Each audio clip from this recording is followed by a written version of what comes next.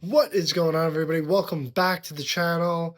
My name is Lips, and we are here in another edition of Stock Up, Stock Down. So if you're new to the channel, we take one team every week from the East, one team from the West, one team that's doing good, one team that's not doing good, and we see whose stock is going up, whose stock is going down. Let's get right into it. Let's get the bad news out of the way first, starting with the East. The East, we could have really picked one of two teams. You could have picked Toronto, or you're going to pick Pittsburgh. I actually just did a video about what's wrong with Toronto. You can check it out on the channel. But I'm actually going with Pittsburgh as my stock down team. Pittsburgh got off to a very hot start this season, and they looked impressive. And a lot of people were unsure whether they believed if they were legit or not. I was of the mindset that I thought they'd be a pretty good team this year.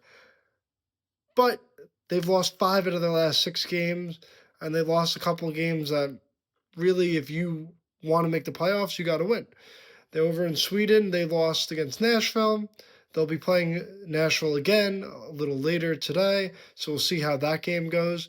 But you're starting to see signs of what people thought Pittsburgh was going to be before the season. They thought they were going to be kind of a retooling, rebuilding kind of team. Will they trade Crosby? That's what everyone expected before the season. These last 6 games, offense is struggling, defense has been a little sloppy, and the veterans are starting to show their age. But Dan Muse has done a good job the first few games of the season. This is a rough patch. This is a veteran team. We'll see if they can turn it around. And Crosby's still one of the best leaders in the league. So we'll see if Pittsburgh can turn around. As for stock down in the West, again, there's a couple teams we could have went for. Vegas was on a 4-game losing streak before they beat St. Louis. But I'm actually going to go with the Anaheim Ducks. After flying high with a 7-game winning streak, they have dropped 3 in a row. They lost to Colorado, which is understandable. Colorado is a juggernaut. But then they lost a couple disappointing games to Detroit and Minnesota. And while I don't think it's too worrisome, this is what you're going to see. You saw it with Utah a little bit. Utah was playing real well in the beginning of the season as a young team, and then they kind of faltered of late, and they've been struggling. Anaheim, despite having veterans, despite having a Stanley Cup winning coach like Joel Quenneville, there's a lot of youth on this team. There's a lot of guys that haven't even made the playoffs and haven't been on a very good hockey team during the regular season. So it's hard to not only get to the mountain, but stay on top of the mountain. Anaheim showed that they were a legit team, and now people are taking them a lot more seriously. They're struggling a little bit. Everyone's gearing up for their best shot. And that's what happens when you're a good team. The opposing team will try to give you a little extra effort in that game. So I think Anaheim will be okay. I think they have enough veteran leadership, and I think with Quenneville behind the bench that they'll come out of this. But for now, losing 3 in a row, they're stock down. As for stock up in the East, again, there's a couple teams we can go with. Both are in New York. The Rangers have been playing very well, especially on the road, but I'm actually going to give it to the New York Islanders. The New York Islanders, I got to be honest with you, there's something magical about this season. Between getting Matthew Schaefer and this team is just, I don't know if they're in over their heads or they're playing over their heads or they're just rallying behind this kid, but they're just finding ways to win.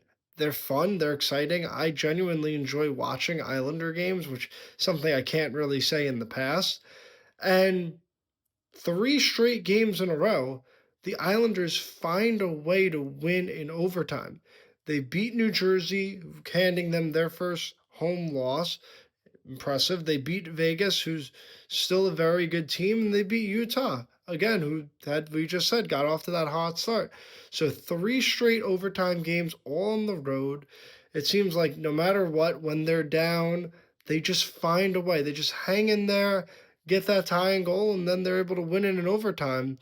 And I've been very impressed with them.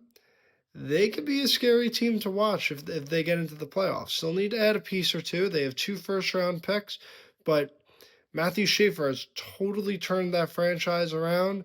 They're rallying behind that kid. He's the future captain of the Islanders, and he's probably the future face of the league, or at least the future top defenseman in the league. He's been sensational, and I had said he might end up being better than Cale Makar because Matthew Schaefer is a rookie right now. He's putting up better numbers than Cale Makar was at a rookie.